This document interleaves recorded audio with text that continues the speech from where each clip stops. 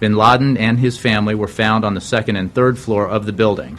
There was concern that Bin Laden would oppose the capture operation, and indeed he did resist. In the room with Bin Laden, Bin Laden's wife, rushed the U.S. assaulter and was shot in the leg but not killed. Bin Laden was then shot and killed. He was not armed. Aboard the USS Carl Vinson, the burial of Bin Laden was done in conformance with Islamic precepts and practices. The deceased's body was washed and then placed in a white sheet. The body was placed in a weighted bag. A military officer read prepared religious remarks, which were translated into Arabic by a native speaker.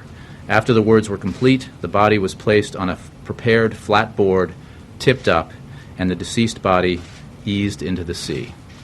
The focus of that operation of the U.S. personnel in Afghanistan is on al-Qaeda. The operation continues. The July 2011 transition date for the beginning of a drawdown remains very much in place.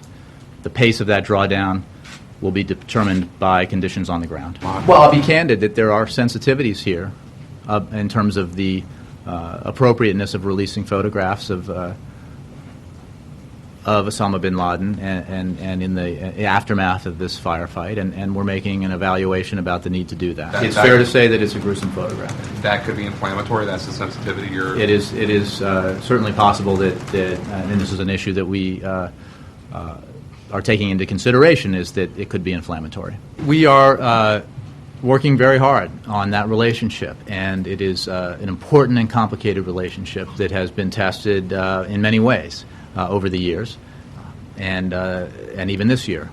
But we are in communication directly with the President and other senior members of the government, and we are committed to continuing the cooperation that we've had because it is so important both to our fight against al-Qaeda, but also Pakistan's.